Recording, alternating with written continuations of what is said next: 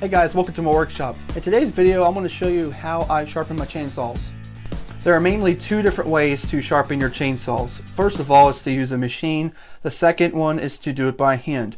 I choose to use the Harbor Freight machine to sharpen my chainsaws, but my friend Eric from Life at Farmland sharpens his by hand. And I'll leave a link in the description below to his video because he's going to show you how to sharpen your chainsaws by hand.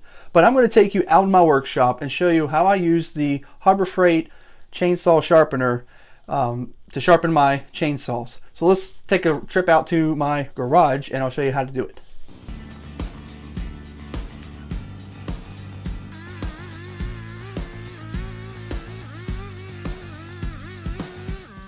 So when it comes time for me to sharpen my chainsaw blades, I have purchased the chainsaw sharpener from Harbor Freight. The item number for this is 61613. This is the only one they make, so if you go in their store and you look for their chainsaw sharpener, you'll find them because this is the only one they have.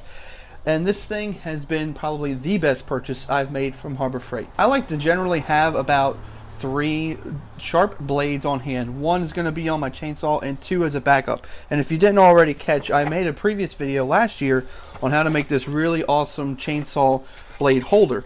And what I've done with this now, I have 2 blades. The one that's here is actually on my sharpener right now, and I mark it sharp with a yellow paint pen.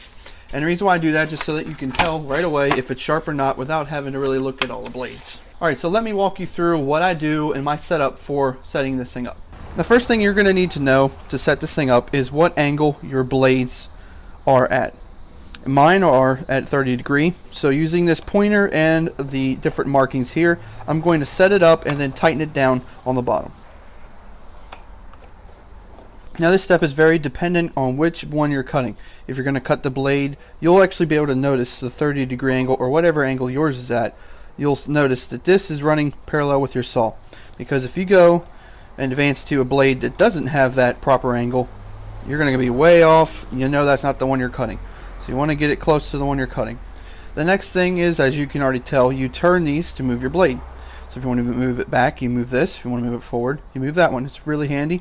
You also have got this nice little stop, and what this does is it keeps you from going back too far or too far forward, and you adjust it with this adjuster screw on the back. Loosen this one and then you tighten it, and I'll do that for you right now. I have this pretty much set to where I want it, but what we're going to do is kind of go out of whack so that you can get a really good idea of how this thing sets up. Alright, we've got this thing in the angle I need to be in. This is the blade we're going to cut. Now you just bring this down to when you're going to touch your blade. Now if you're touching your blade, you're going to want to back this thing off, and right now I am. So we back it off, pull this back to pull the blade back a little bit more, just so where you're barely touching it. Now one thing you want to do when you're doing this, you've got a little handlebar at the top where your hand goes. You want to pull that, and you see how that pulls that tight? That keeps the blade from moving on you. So once you pull it tight, you can't pull this back or anywhere. And you pull it down, it should just barely graze it. That's about good right there.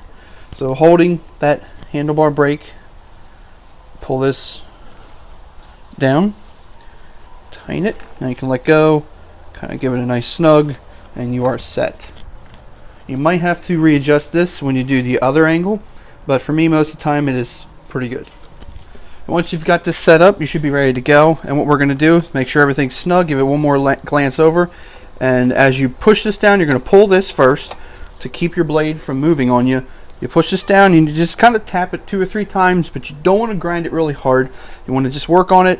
I would suggest to kind of do very lightly, pull back, check it, make sure it's sharp, see how you're doing, and then keep going until you feel like it's needed. If that blade starts to change colors, you're getting it way too hot and you want to back off and start over. Always make sure you wear your safety glasses when you're going to use this, because you're going to have some sparks. Pull it back. Now I use a paint pen, and this is a tip that I would recommend you to do, is to mark the one you're starting on very, very well, because you want to be able to know once you come around. You want to try to sharpen something twice. Turn this on, and we'll go ahead and sharpen it.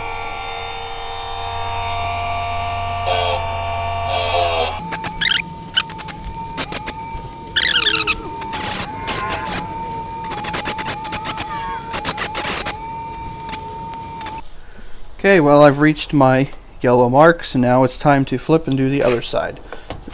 We loosen the nut on the bottom, turn this to the other 30 degree, and repeat the process of setting up the blade. Now this one you want to go to the one that's in that angle.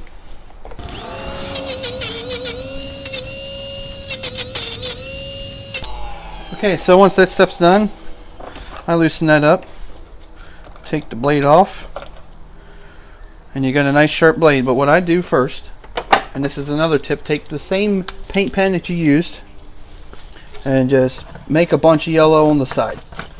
All that's going to do is let you know that that one is sharp.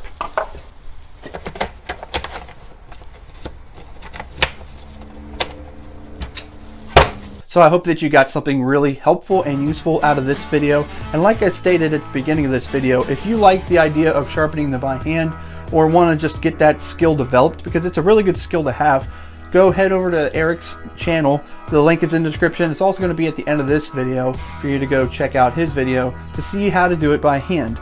And Eric is a really cool guy. I've known him for a while here on YouTube and off of YouTube, and he's a really neat guy to talk to. He's very well versed when it comes to firewood, a lot of knowledge. And right now he's in a Wood Heat Wednesday, which is also why we're doing this video on those Wood Heat Wednesday. I believe this is his episode 6, so please check that out. Give him a thumbs up. Leave a comment saying that you found out about him through me. But I hope you enjoyed this video. Hope that you consider subscribing to this channel, and hope you really consider subscribing to Life in Farmland. But thank you for watching this video, and I'll see you next time.